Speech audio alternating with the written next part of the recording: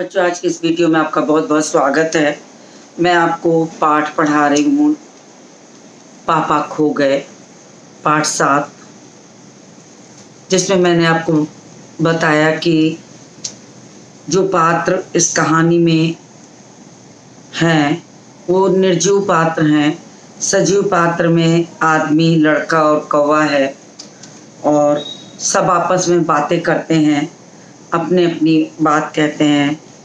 खंभा कहता है कि मैं लोहे का बना हूँ, कहीं झुक नहीं सकता हूँ। खंभे और पेड़ में दोस्ती नहीं थी, फिर साथ रहते हुए इनकी आपस में दोस्ती हो जाती है। पेड़ पर आधी रात को जब कौवा लेटर बॉक्स को गाते देखता है तो आधी रात को काँव काँव करते हुए कहने लगता है कि कौन है जो गाते हुए नींद खराब कर रहा है। यहाँ तक की बात मैं आपको पढ़ा चुकी थी और आज बारी है पेज नंबर 45 पर प्रारंभ हो रहा है लेटर बॉक्स के कथन से। हाँ, मीठी आवाज में नहीं गाएं तो क्या इस कौवे जैसे कर्कश काँव काँव करें। कहता है जरा भी चैन नहीं, पेट में हाथ डालकर एक पत्र निकालता है, धीरे से जीभ लगाकर खोलता है, उसमें से कागज निकालकर रोशनी में पढ़ने लगता है। यह किसकी चिट्ठी आकर पड़ी है? हेडमास्टर। ठीक, क्या कहता है? तो लेटर बॉक्स कौवा जब काव काव करते हुए चिल्लाता है कि इस आधी रात में कौन गाना गा रहा है, तो वो कहता है कि खुद को बताते हुए कि मीठी आवाज में मैं गाना न गाऊं तो क्या कौवे की तरह कर्कश आवाज में गाऊं। और दिखाता है कि लेटर बॉक्स के भीतर जो चिट्ठियां पड़ी होती हैं उनमें से एक चिट्ठी निकाल कर लेटर बॉक्स जो है वो उसे पढ़ने लगता है। अचानक वो देखता है तो वो चिट्ठी किसकी रहती है? हेडमास्टर की। तो चिट्ठी में क्या लिखा है उसको वो पढ़ते हुए कहता है, श्रीमान श्रीयुत गोविंद राव जी, ओम। मतलब चिट्ठी क्या जो थी वो हेडमास्टर की ओर से आ रही थी, जिसके लिए बच्चे के लिए आई थी, तो वो उसे पढ़ रहा है। आपका लड़का परीक्षित पढ़ाई में काफ़ी कमज़ोर है, क्लास में उसका ध्यान पढ़ाई में बिल्कुल नहीं रहता। यानी हेडमास्टर साहब का ये शिकायती पत्र है जो लेटर बॉक्स के अंदर पड़ा था। और लेटर बॉक्स जैसे ही देखता है कि उसमें पत्र पड़ा है वो उसे निकाल कर पढ़ने लगता है। तो पत्र में जो लिखा हुआ है वो यहाँ पर मैं पढ़कर आपको बता रही हूँ। तो पत्र में लिखा रहता है पिता के नाम की, और कहता है कि श्रीयुत गोविंद राव जी, यानी गोविंद राव जी का बेटा परीक्षित है और परीक्षित के लिए शिकायती पत्र हेडमास्टर साहब ने दिया है। तो उसमें लिखा है कि आपका लड़का पढ़ाई में बिल्कुल ध्यान नहीं देता, इसकी बजाय उसे क्लास से गायब रहकर बंटे खेलना अच्छा लगता है। तो उन्होंने बताया कि आपका लड़का पढ़ाई नहीं करता, वो क्लास से गायब रहकर बंटे खेलता है, यानी कंचे खेलता है। आप एक बार खुद आकर मुझसे मिलिए। परीक्षित के पापा हेडमास्टर से मिल भी लेंगे तो क्या हो जाएगा? स्कूल में बच्चे पढ़े नहीं, क्लास से गायब रहकर बंटे खेलते रहे, इसका क्या मतलब? तो चूंकि लेटर बॉक्स को यहाँ पर पढ़ा लिखा दिखाया है तो उसने पढ़ाई के महत्व को बताते हुए यहाँ ये कहा है कि वास्तव में मास्टर साहब ने परीक्षित की शिकायत करते हुए कहा था कि क्लास में पढ़ता नहीं, क्लास से गायब रहता है। तो वो उसको बड़ा खराब लगता है, लेटर बॉक्स को बहुत खराब लगता है। तो लेटर बॉक्स कहता है कि ये तो बड़ी खराब बात है कि क्लास में बच्चे पढ़े नहीं, और पिता से शिकायत करके क्या होगा जब बच्चे को इतनी समझ नहीं है कि फीस के पैसे दिए जा रहे हैं, खर्चा किया जा रहा है उनके ऊपर, और पढ़ाई नहीं करते। तो क्या पिता को समझा देने से बच्चा पढ़ाई कर लेगा? तो कहने का मतलब कि एक लेटर बॉक्स जो पढ़ा लिखा दिखाया गया है कहानी में, वो उसे ये खराब लगता है कि पढ़ाई की उम्र में बच्चे कक्षा छोड़ करके खेलने कूदने और इधर उधर जाते हैं। शिकायत करता है तो वो इसी चीज़ की शिकायत करता है। तो वो कहता है कि फीस के पैसे क्या फोकट में आते हैं? कि फीस के पैसों को यूं बर्बाद करना क्या अच्छी बात है? बर्बाद करने के लिए आते हैं। सभी पापा लोग ऑफिस में इतना काम करते हैं, तब कहीं जाकर पैसे मिलते हैं। तो बच्चों के लिए एक ये बहुत अच्छी सीख है कि बच्चे अपनी पढ़ाई पर ध्यान दें।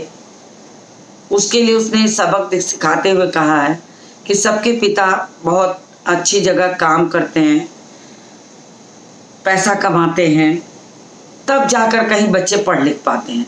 और उसके बावजूद भी अगर बच्चा पढ़ाई नहीं करे, क्लास गायब होकर के खेले कूदे, समय बर्बाद करे, कक्षा का कार्य न करे, तो ये कहाँ तक उचित है? तो ये कह करके उसने शिकायत की कि ये बच्चों को इसकी एक सीख दी कि इस तरह से बच्चों को नहीं करना चाहिए। 6, मुझे हेडमास्टर होना चाहिए था। तो लेटर बॉक्स ने कहा यदि मैं हेडमास्टर होता तो मैं इस परीक्षित की अच्छी तरह होश और अच्छी तरह खबर लेता। पिता से शिकायत करने की जगह बच्चे को सजा देता और समझाता कि फीस के पैसे पॉकेट में नहीं आते हैं। पिता बहुत मेहनत करता है तब जाके फीस के पैसे आते हैं। तो यदि तुम पढ़ाई नहीं करोगे तो वास्तव में पैसे बर्बाद कर रहे हो पिता के। तुम्हारे पिता तुम्हारे पीछे पैसा खर्च कर रहे हैं। तो वो कहता है कि अगर मैं हेडमास्टर होता तो मैं इस परीक्षित को अच्छी तरह से समझा देता। कहने का तात्पर्य कहानी में लेटर बॉक्स को पढ़ा लिखा दिखाकर पढ़ाई के महत्व को उसने इस प्रकार दिखाया है कि वास्तव में वो अगर हेडमास्टर होता तो किस तरीके से बच्चों को समझाता। इस परीक्षित के होश तब मैं अच्छी तरह ठिकाने लगाता। वह पत्र रखकर दूसरा निकालता है, यह किसका है?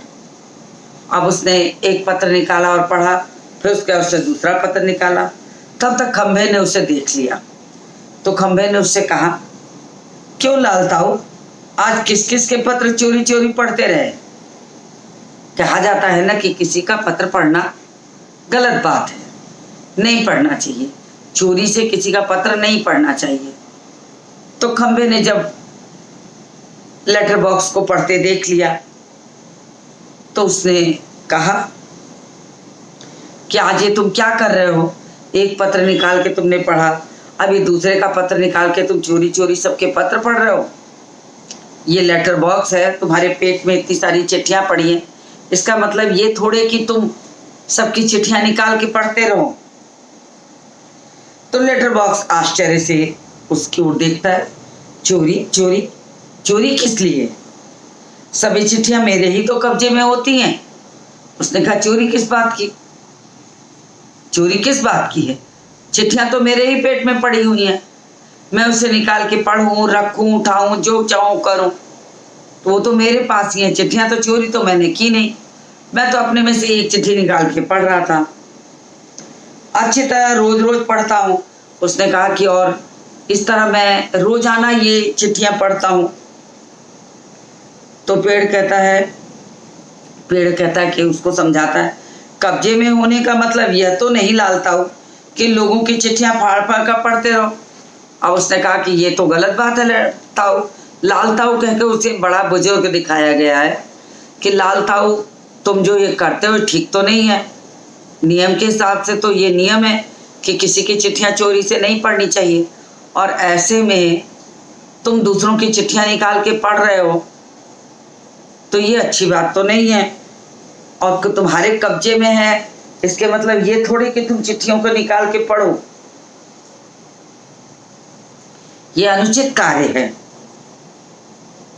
पोस्टमास्टर को पता चल गया तो उसने कहा कि चिट्ठियां निकालने वाला डाकिया आया और उसने देख लिया कि तुमने सारी चिट्ठियां खोल खोल पढ़ी है, तब तुम्हारा क्या होगा? कहने का मतलब कि तुम जो ये काम कर रहे हो ये उचित नहीं है, ये उचित काम तुम नहीं कर रहे हो। तो इस तरीके से देखा जाए तो तुम अनुचित कार्य कर रहे हो। लेटर बॉक्स कहता है, चलता है पता तो चलने दो। तो एक बड़े बुजुर्ग की तरह उसने बड़े आश्वस्त होकर कहा कि पता चलता है तो चलने दो, चिट्ठियां मेरे पास है, मेरे पास खाली समय है, मैं अपना चिट्ठियां पढ़ के समय बिताता हूँ, मैं खाली बैठे बैठे पढ़ता लिखता रहता हूँ। तो उसके कहने का मतलब कि वो पढ़ा लिखा है तो खाली बैठे बैठे इन चीज़ों को पढ़ता रहता है। और अगर लेटर बॉक्स कहता है कि अगर पता ही चल जाता है तो चल जाए, मेरी तरह यहाँ रात दिन बैठकर दिखाए तब पता चले। उसने कहा रात दिन मैं यहाँ अकेला बैठा रहता हूँ, मेरे पास कोई काम नहीं है और मेरे पास पढ़ने को अगर इतनी सारी चिट्ठियाँ हैं, उन चिट्ठियों को पढ़कर अगर मैं समय बिताता हूँ तो क्या गलत करता हूँ। परसों वह पोस्टमैन मेरे पेट में से चिट्ठियाँ निकाल रहा था और मुझे लंबी जम्हाई आ गई कि रोके नहीं रुकी। उसने कहा, उसने घटना दिखाई कि अभी कुछ दिन 2-4 दिन परसों की बात कह के उसने कहा कि 1 आध दिन पहले की बात बता रहा है लेटर बॉक्स पेड़ और खंबे को, कि परसों जब डाकिया आया और डाकिया मेरे भीतर से चिट्ठियाँ निकालने लगा, तभी मुझे जोर की जम्हाई आ गई। अब जम्हाई आने पे मुंह से आवाज़ निकाल कर जोर की सांस लेकर मुंह फाड़ करके जम्हाई लेने के समय आवाज़ निकली, तो जम्हाई जब वो लेता है तो वो देखता ही रह गया। अब डाकिया तो चौंक पड़ा और उस अचानक ऐसी आवाज़ सुनकर वो चिट्ठियों का बंडल बनाकर जल्दी जल्दी चलता बना। उसे डर लग गया, जम्हाई मैंने ली थी और वो डर गया और जल्दी जल्दी उसने चिट्ठियों का बंडल बनाया और चल दिया। लेकिन यह लेटर बॉक्स, इसे नहीं बोरियत होती। एक जगह बैठे बैठे मैं कहता हूँ 4 चिट्ठियां मन बहलाने के लिए पढ़ भी ली तो क्या हो गया। उसने कहा कि वास्तव में एक जगह बैठे बैठे पढ़ा लिखा इंसान हूँ और एक जगह बैठे बैठे मेरी तबीयत घबरा जाती है और मेरे पास पढ़ने के लिए बहुत कुछ रहता है, जैसे चिट्ठियाँ। तो मैं अपना समय बिताने के लिए कुछ चिट्ठियों को निकाल कर पढ़ लेता हूँ। तो ये चिट्ठियाँ जो हैं वो मेरा समय काट देती हैं।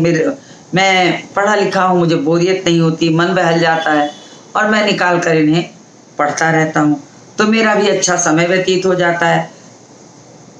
एक जगह चल फिर नहीं सकता तो मैं एक जगह बैठे बैठे एक अच्छा काम यही करता हूँ कि पढ़ाई लिखाई करता हूँ। तो 4 चिट्ठियाँ निकाल के मन बहलाने के लिए पढ़ लेता हूँ।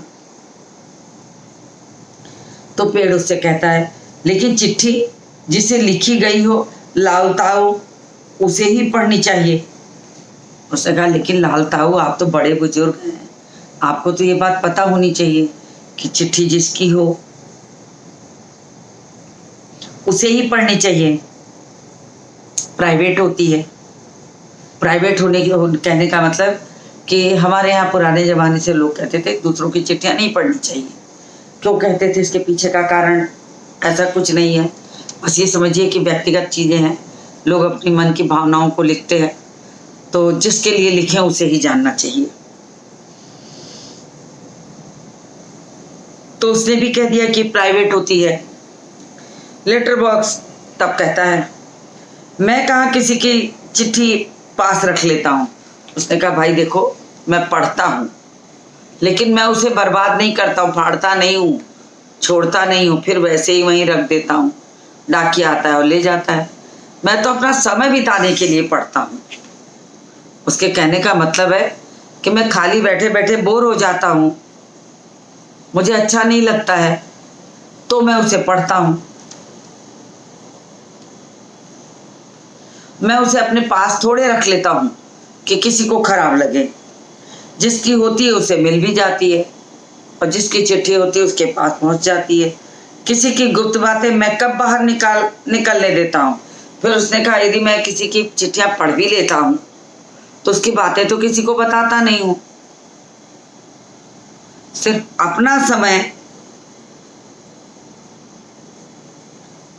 अपना समय बिताने के लिए, पढ़े लिखे होने के कारण, कुछ और ना होने के पास मेरे पास, क्योंकि मेरे पास ये चिट्ठियाँ रहती हैं तो मैं अपना अच्छा समय इन्हीं चिट्ठियों से बिता लेता हूँ। ये बात अलग है कि चिट्ठियाँ नहीं पढ़नी चाहिए, तो मैं अपनी इन चिट्ठियों की बातें किसी से तो कहता नहीं हूँ, तो मेरा समय व्यतीत हो जाता है।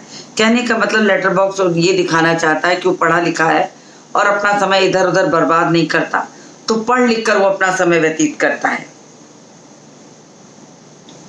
वो मुझ तक ही रहती है, इसलिए तो मुझे अपना बहुत इसीलिए तो मुझे अपना बहुत महत्व लगता है। उसने कहा देखो, मैं अब किसी की चिट्ठी पढ़कर दूसरे किसी को उसकी बातें बिल्कुल नहीं बताता, बस मैं चुपचाप उसे पढ़ता हूँ और अपने पास रख लेता हूँ। मैं जानता हूँ ये सब इसके महत्व को, इसलिए मैं इसे कभी किसी को बताता नहीं हूँ। तब तक पेड़, खंभा और लेटर बॉक्स आपस में बात ही करते रहते कि तब तक कहीं से किसी के आने की आवाज जो है सुनाई पड़ती है। तो सब एकाएक चुप हो जाते हैं, एक दूसरे को इशारा करके कि चुप, कोई आ रहा है। तो वो कहता है कि नहीं चुप रहो, कोई आ रहा है। अब किसी के आने की आहट होती है, पेड़ एकदम इशारा करता है चुप, कोई आ रहा है। सब चुप हो जाते हैं। पोस्टर पर बनी नाचने वाली का संतुलन फिर से बिगड़ता है। हवा से फिर वो पोस्टर जो रहता है इधर उधर ऐसे हिलता है तो उसका संतुलन बिगड़ जाता है। पहले की तरह स्थिर और स्तब्ध हो जाती है और फिर हिलते हिलते वो चुपचाप खड़ी हो जाती है, यानी पोस्टर बिल्कुल स्थिर हो जाता है। तेज हवा की भनभनाहट, भिखारी जैसा एक आदमी आता है, उसके कंधे पर सोई हुई एक लड़की। अब यहाँ दिखा रहे हैं कि पेड़, खंभा और लेटर बॉक्स जब आपस में बातें करते हैं तभी किसी के आने की आहट होती है। रात होने को थी, रात का वातावरण था, शाम अंधेरे का। तो देखते हैं कि तेज हवा चल रही है चारों ओर और एक आदमी भिखारी की तरह का है, चलता चला आ रहा है। उसके कंधे पर एक सोई हुई लड़की भी है। अब आदमी वहां आता है, इधर उधर दाएं बाएं झांकता है, कहीं कोई नहीं दिखता। और फिर वो अपने ही आप अकेले बैठे बैठे बड़बड़ाने लगता है कि मैं बच्चा उठाने वाला हूं, दूसरा कोई काम करने की मेरी इच्छा नहीं होती। अब वो अकेले अकेले बच्चा को कंधे पे डाले है और एक पेड़ के पास आके रुकता है और कहता है कि दूसरा कोई काम करने का तो मेरा मन नहीं करता, मैं तो बच्चों को उठाता हूँ। भला ये भी कोई काम है, लेकिन वो अपने में ही खुश होकर के ये बात कहता है। अभी थोड़ी देर पहले एक घर में ये लड़की उठाई है मैंने, और अपने आप ही मारे खुशी के वो अपने आप बड़बड़ाता रहता है कि अभी देखो मैंने इस लड़की को उठाया है और उठाकर लेके चला आ रहा हूँ, लेकिन देखो इस लड़कियों को कितनी गहरी नींद में सोई है। अभी थोड़ी देर पहले एक घर से यह लड़की उठाकर मैं आया हूँ, गहरी नींद में सो रही थी और अब तक उठी नहीं। अब ये सारी बातें उस बच्ची को कंधे पे डाले डाले वो भिखारी जैसा चोर आदमी जो है वो अकेले बड़बड़ा रहा है। गहरी नींद में सो रही है, अब तक उठी नहीं है, उठेगी भी नहीं। मैंने थोड़ी बेहोशी की दवा जो दी है, फिर वो बच्चे को हिला डुला के देखता है, जब नहीं उठते वो मैंने जो इसको थोड़ी सी बेहोशी की दवा दे दी है, देखो ये अभी तक नहीं उठी। तो ये कहकर वो चोर प्रकृति का भिखारी जैसा दिखने वाला आदमी अकेले ही बैठ के बड़बड़ा रहा है।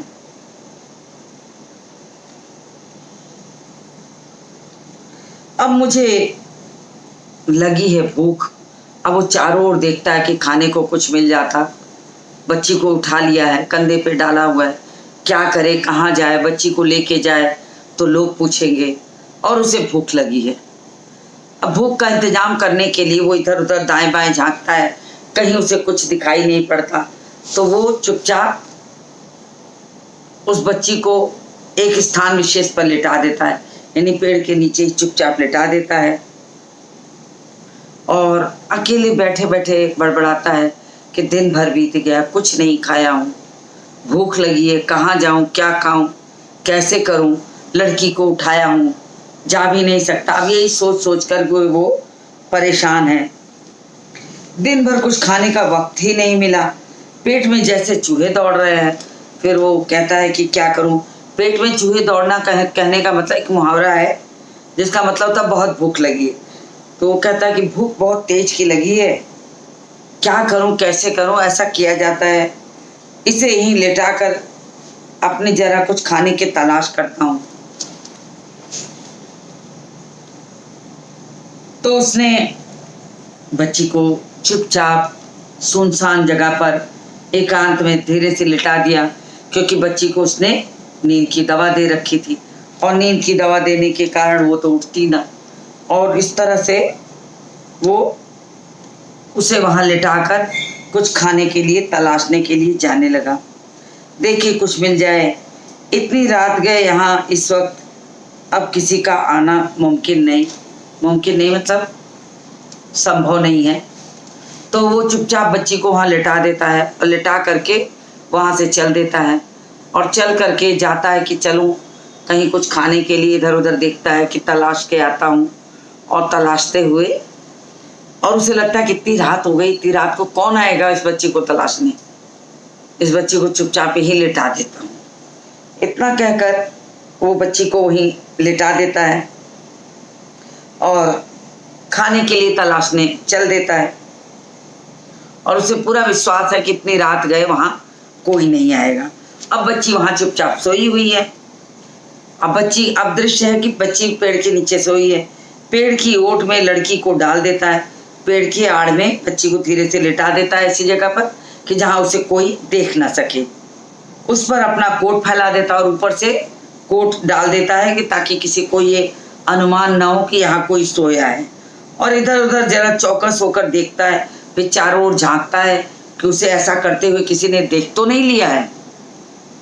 फिर एक एक कदम सावधानी से रखता हुआ निकल जाता है। फिर धीरे धीरे एक एक कदम बढ़ते बढ़ते बढ़ते बढ़ते वो धीरे से सावधानी से बिना आवाज किए धीरे धीरे वहां से खिसक जाता है कि बच्ची चुपचाप सोई है, तब तक मैं कुछ अपने लिए खाने को तलाश लूं। और सावधानी पूर्वक वहां से धीरे धीरे करके निकलता है।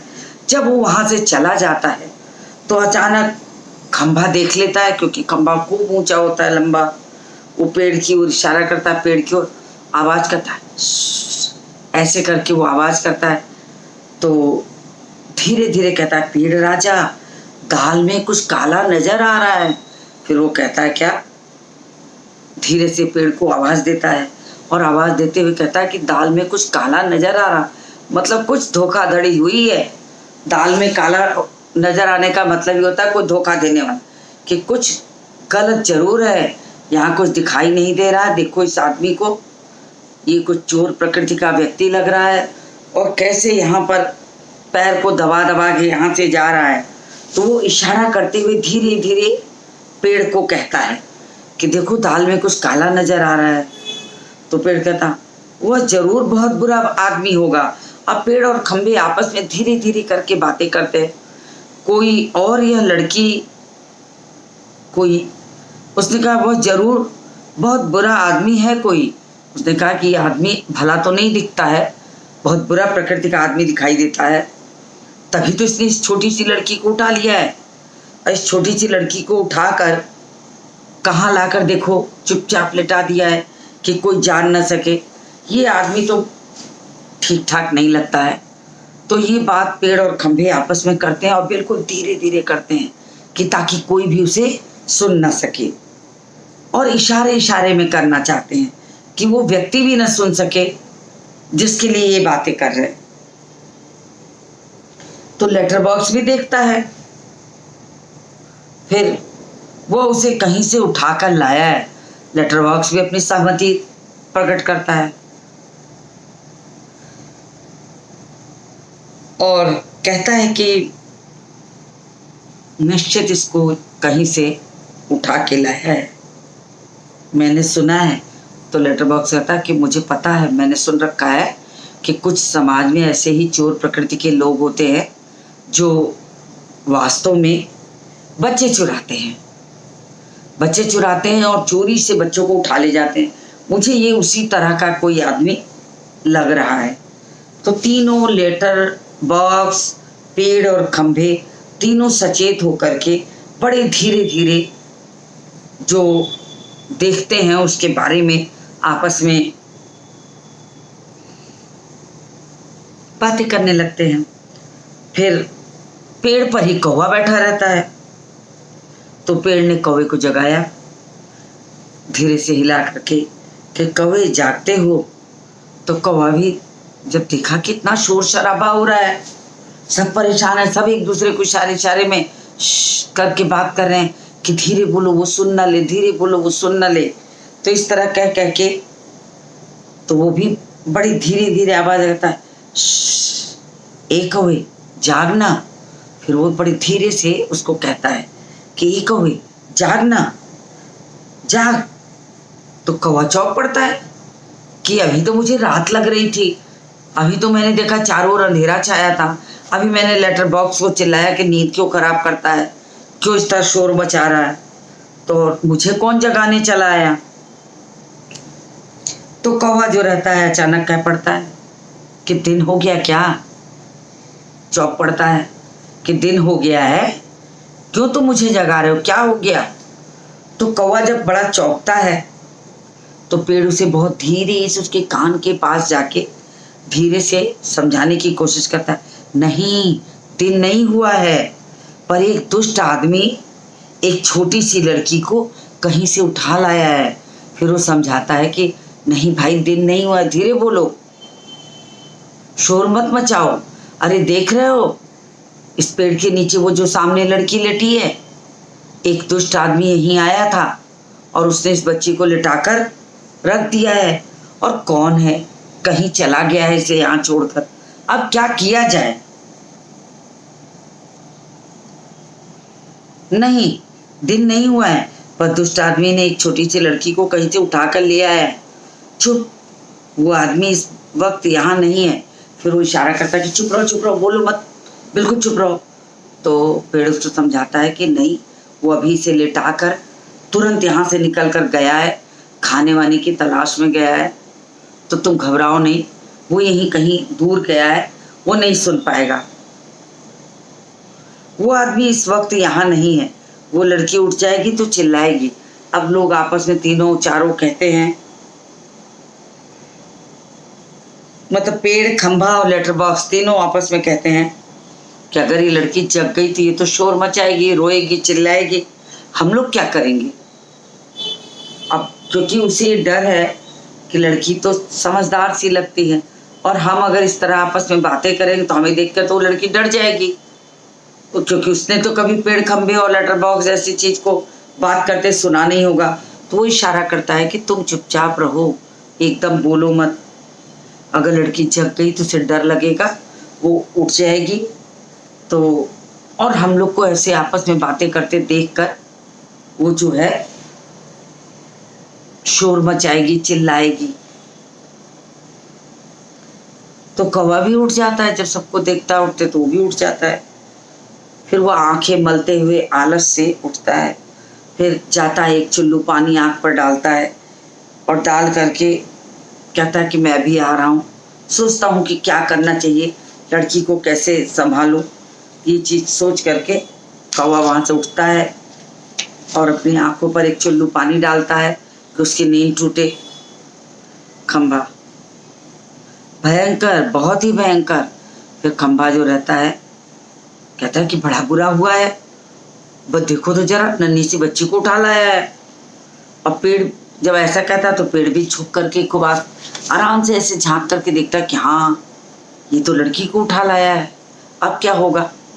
तो झुक कर लड़की की ओर देखकर, बच्ची बहुत प्यारी है, कौन जाने किसकी है।